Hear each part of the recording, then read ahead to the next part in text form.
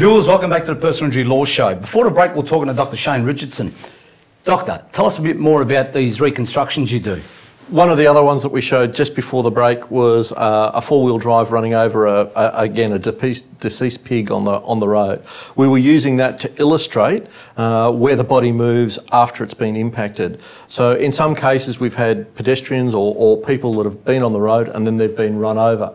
Do they actually, where their rest position is that where they're impacted? We use that to illustrate that that's not always the case. And Don, the accident reconstructions are very useful because in civil law, what's the test? The test is on balance of probabilities. Which means what? Okay, well, it means more likely than not, Tony. The onus is on the plaintiff to prove that the other party was negligent on the balance of probabilities. So you need to have the 1%, tip in the scales. The 1%. You've got to tip the scales of justice. Yeah, that's correct. So that's why the accident reconstructions are very useful. Very useful. In these type of cases where obviously the defendants are saying, and assume Shane in that case with the person being run over saying, well, couldn't be run over because they end up on the side of the road or whatever. Yes. So they become a very important piece of evidence that you'll produce to the courts to prove your case. Viewers, go onto Twitter or Facebook and just engage in this conversation about the usefulness of accident reconstructions and also tipping the scales over to 1%. I'm just curious to see what your views are about this. Also, Shane, how many reconstructions have you done in your career? Oh, probably over 1,000. And the majority have resulted in settlements? Yes. Okay. And they're not all civil, are they, Shane? You do also for the police and...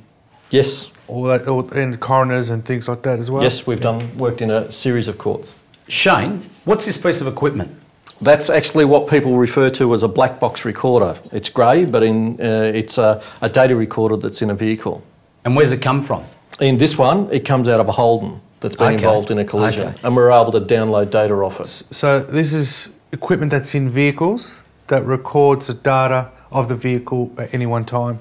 In the US recently, they've passed law where it's a requirement that if you've got an airbag control module in your vehicle, that it records up to at least 5 seconds of data prior to the airbag being deployed. So it records things like, do you have your lights on? Have you got your seatbelt on? In new cars, it may even record where the seat position is. There's some examples that we should be seeing of a crash, which was a T-bone crash. A BMW that's run through an intersection and hit another vehicle.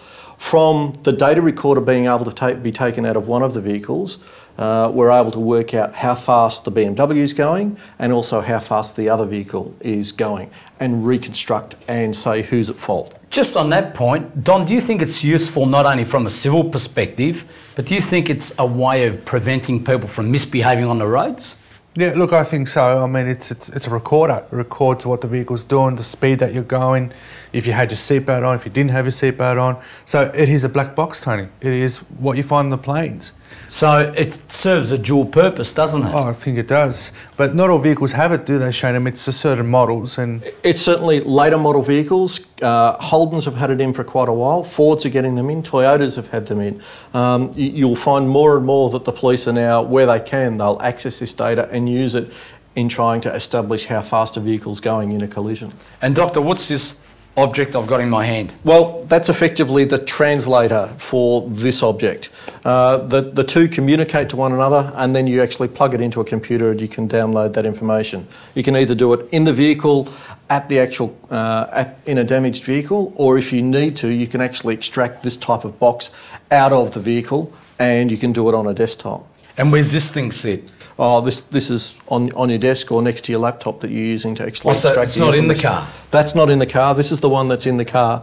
This gets positioned pretty much somewhere in the transmission tunnel or just behind the instrument cluster in your vehicle, and it's used to record accelerations, speeds, and then different sensors that are actually on. In your car, your airbag is trying to make a decision, or your airbag module is trying to make a decision thousands of times a second, as in, are you having a crash and do I need to deploy? And because it's doing that and it's overriding that information consistently, you've got the data that's being it's being processed on a rapid and continual basis. The question then is, what the US government has made the criteria is that they make the suppliers of that technology record it on a regular basis so that it can then be extracted if you have a collision. Don, how useful have you found the accident reconstructions in your time in the law? In my cases, the ones that I've used are very, very important to prove our case. There are cases where liability is in dispute. You've got two different sides of the story. We've got pictures of the accident. We don't really know what happened. The police do attend, but they, unfortunately, for whatever reason, don't take all the evidence that we need. So in those type of cases, I've found that's very useful to use the services such as Shane's to come back and say, all right, this is what, on the scientific side, has happened. Now, obviously, we still have to prove it, but it's just an extra piece of the puzzle that we can put together and say, well, there's the case. Well, Don, just on the example of the young cyclist that got hit by that fellow who eventually came forward, the accident reconstruction has probably given that child 100% damages. What's that mean? Well, significant sums for the child. Like I said, if she just fell off her bike, he or she fell off her bike, there's pretty much no claim, but obviously there was a vehicle involved, there's negligence on the part of the driver, then we're talking about significant sums. Doctor, the reason why you're engaged to dispel any alternative theories as to what happened in this incident, is that correct? That's correct. With this type of technology and other types of tools that we use, it's not only what happened at the crash, but it's really what happened before the crash, so that you can see where were the decisions made, at what point in time were people making, where did they decide to do something. And that's what's led to the consequence or led to the collision.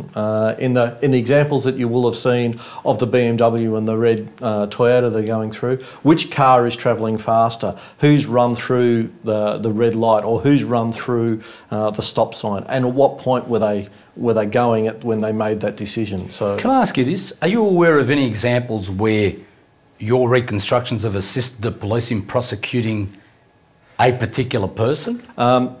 Yeah, in this case it was used in New South Wales to actually help in terms of prosecutions.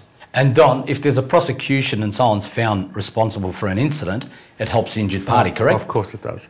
Of course it does. Now, of course, Shane, the important thing is do not let anyone destroy the car after an accident. If there's liability in dispute, do not let those wreckers go there and say, look, we'll give X amount of money to destroy your car, because there's a lot of valuable information. Don, that's a very significant point to the viewers. You must preserve the evidence. If there's an issue about what happened, how it happened, and you need to reconstruct it, Doctor, you do need the vehicle in question. Yeah, you need the vehicle in question if you can keep it. You need photographs of the vehicles. You need photographs of the collision scene if you can get them. Smartphones are available. And in this case, the push bike. You need the bike. You need the bike. You need some evidence to actually provide an information. Okay. Is there anything else you want to add? No, thank you for the time. Don, thanks again for your help. Thanks, Shane. Viewers, thanks for watching. Don't forget to go to Facebook and Twitter, and also stay tuned for future episodes, and always stay safe.